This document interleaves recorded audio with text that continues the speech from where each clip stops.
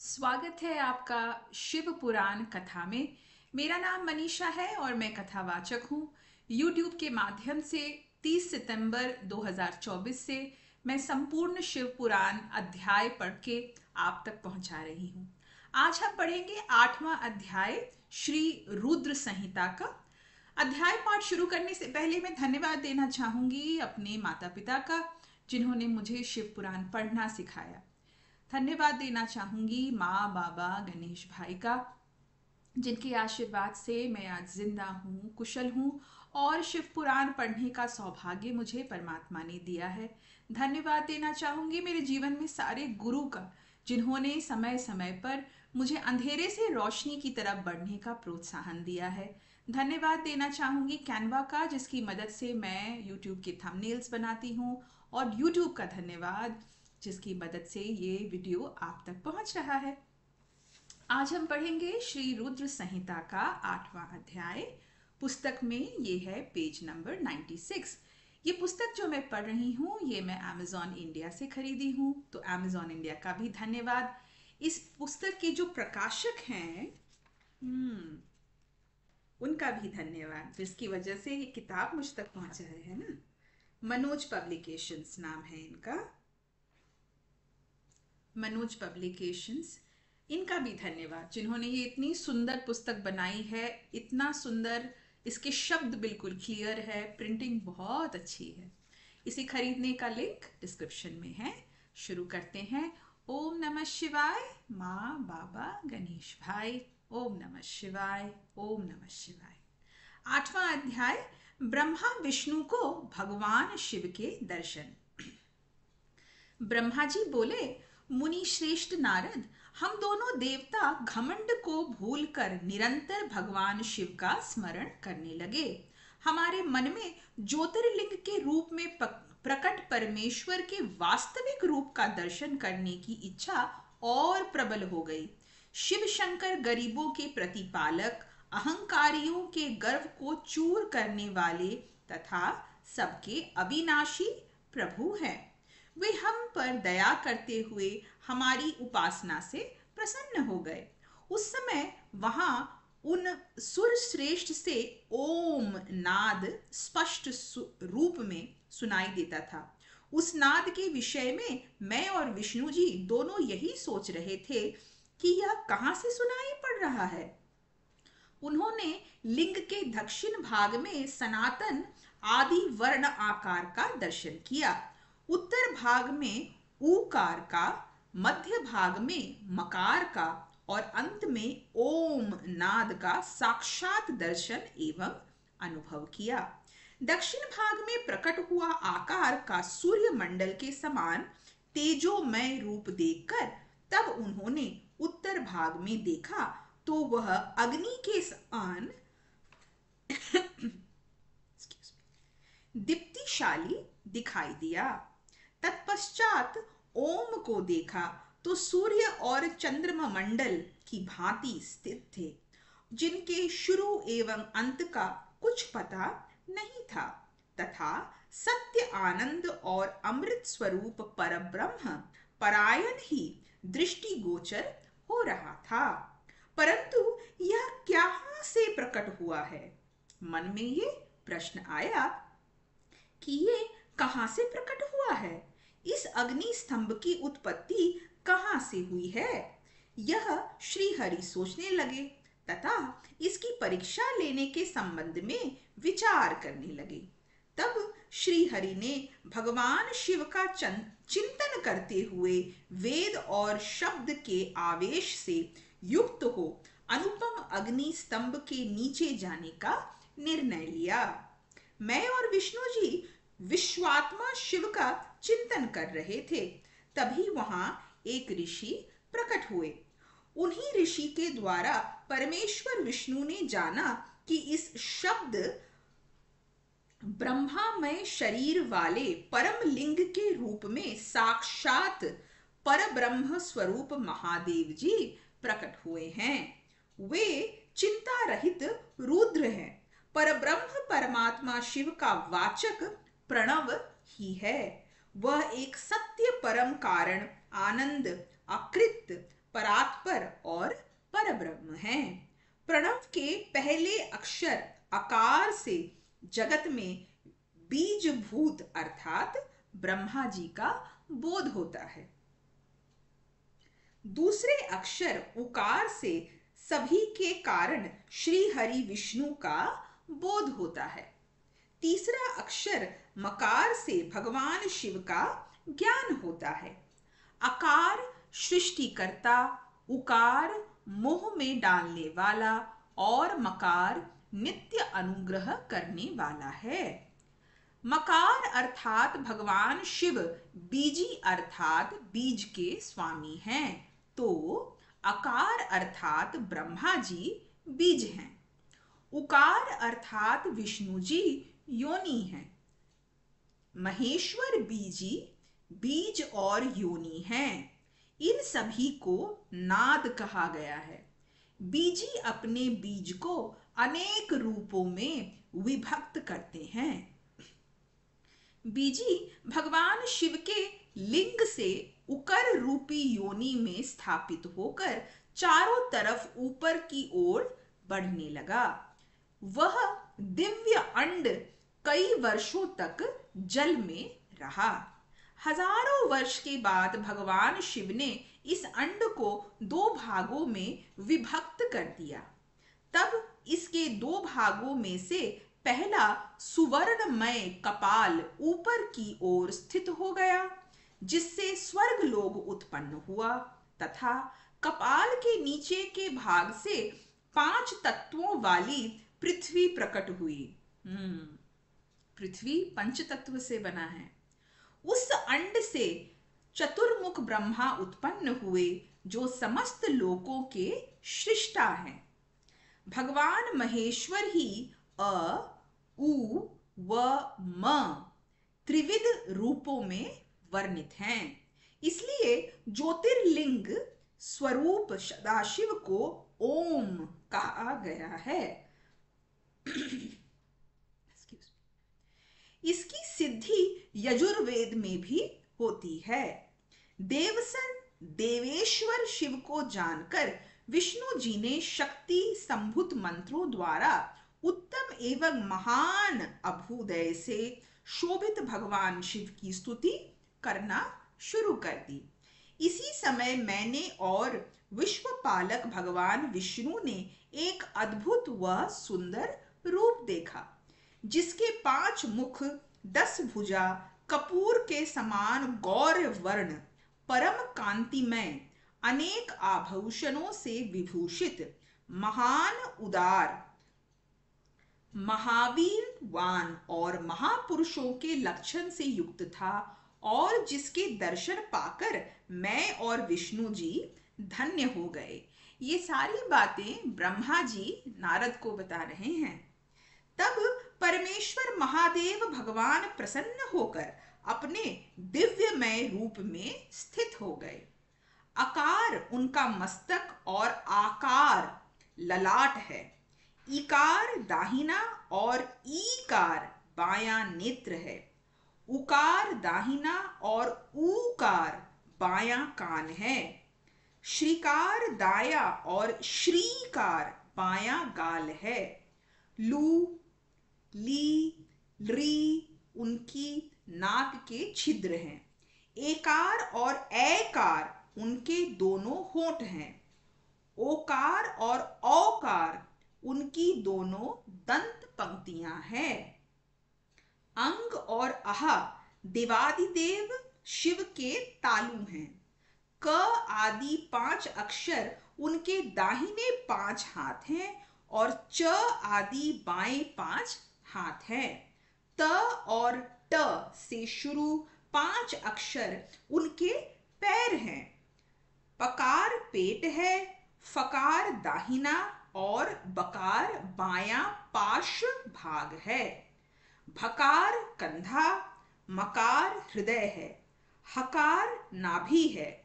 य से स तक के 7 अक्षर 7 धातुएं हैं, जिनसे भगवान शिव का शरीर बना है।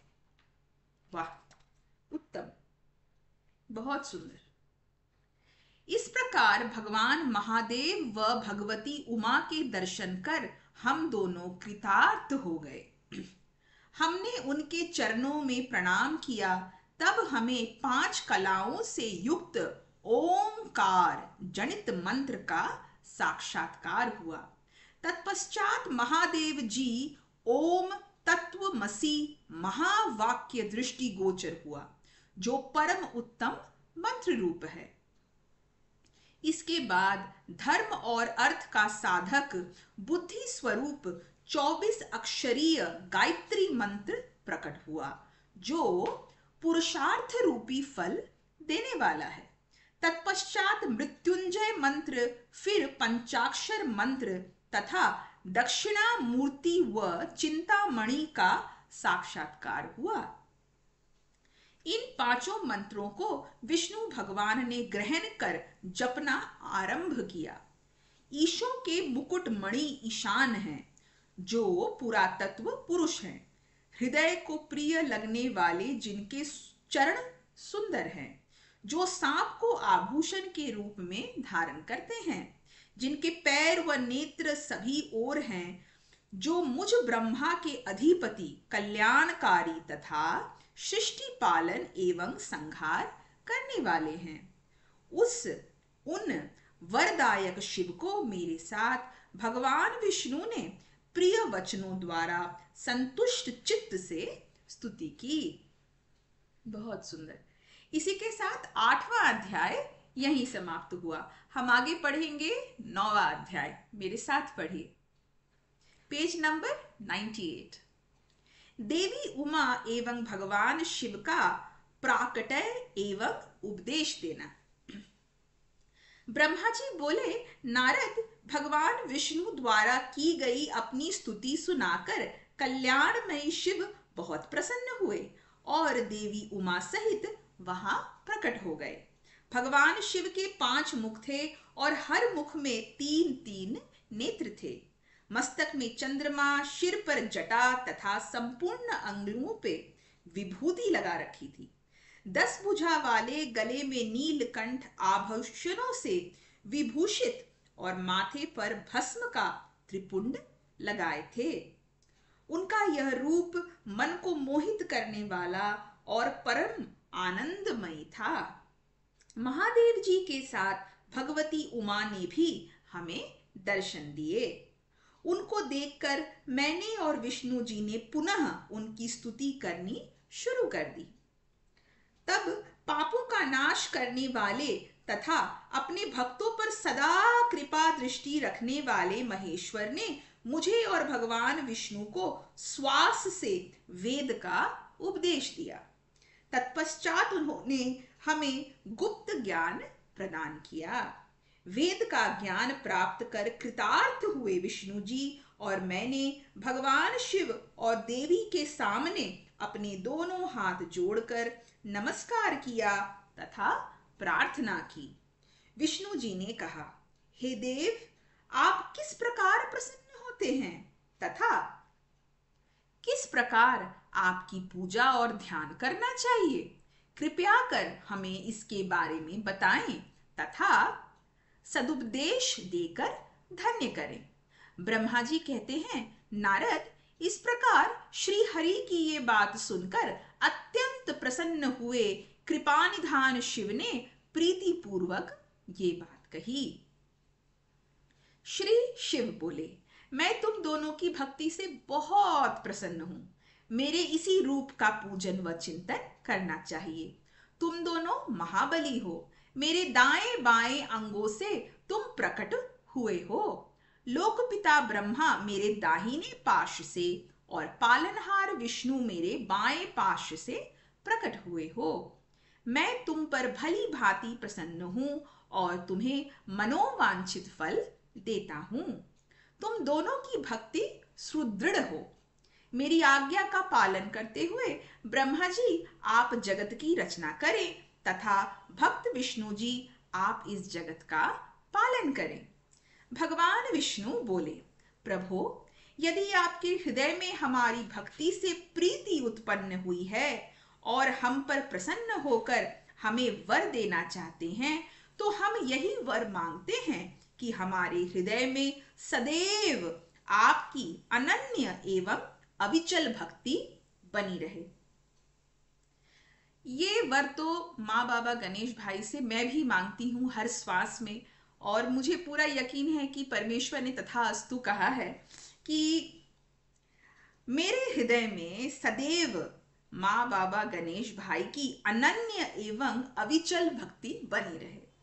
ये सौभाग्य मैं मानती हूँ हर मनुष्य के मन में होना चाहिए कि परमेश्वर से कुछ मांगे तो यह वर मांगे कि सब मनुष्य के हृदय में परमेश्वर के प्रति अनन्य एवं अविचल भक्ति बनी रहे।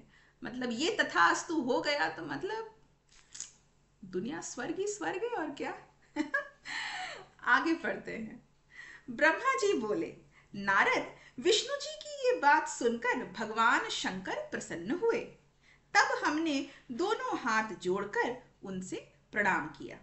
शिव जी कहते हैं, मैं सृष्टि पालन और संहार का करता हूं। मेरा स्वरूप सगुण और निर्गुण है। मैं ही सच्चिदानंद निर्विकार पर ब्रह्म और परमात्मा हूं। वाह, मतलब मेरे मन में ऐसा आ रहा है कि क्या सौभाग्य है मेरा कि मैं शिव पुराण पढ़ रही हूँ। मतलब इतना सुंदर हिंदी, इतना सुंदर उच्चारण, वो भी शिव महिमा का, सौभाग्य है। ओम नमः शिवाय। मेरा स्वरूप सगुण और निर्गुण है। मैं ही सच्चिदानंद निर्विकार परब्रह्म और परमात्मा हूँ। सृष्टि की रचना, रक्षा और प्रलय रूप गुणों के कारण मैं ही ब्रह्मा, विष्णु और रुद्र नाम धारण कर 3 रूपों में विभक्त हुआ हूँ। मैं भक्त वत्सल हूँ और भक्तों की प्रार्थना को सदैव पूरी करता हूँ। मेरे इसी अंश से रुद्र की उत्पत्ति होगी। पूजा की विधि विधान की दृष्टि से हम में कोई अंतर नहीं होगा। विष्णु, ब्रह्मा और रुद्र तीनों एक रूप होंगे। इनमें भेद नहीं है।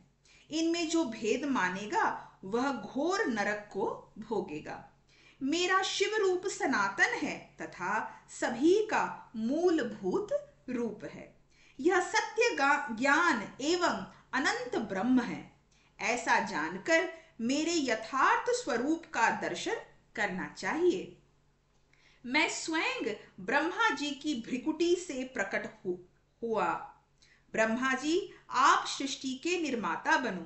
श्री हरि विष्णु इसका पालन करें तथा मेरे अंश से प्रकट होने वाले रुद्र प्रलय करने वाले हैं। उमा नाम से विख्यात परमेश्वरी प्रकृति देवी है। इन्हीं की शक्ति भूता वाग देवी सरस्वती ब्रह्मा जी की अर्धांगिनी होगी, और दूसरी देवी जो प्रकृति देवी से उत्पन्न होगी लक्ष्मी रूप में विष्णु जी की शोभा बढ़ाएगी, तथा काली नाम से जो तीसरी शक्ति उत्पन्न होगी वह मेरे अंशभूत रुद्र देव को प्राप्त होगी। कार्य सिद्धि के लिए वे ज्योति रूप में प्रकट होगी। उनका कार्य सृष्टि पालन और संहार का संपादन है।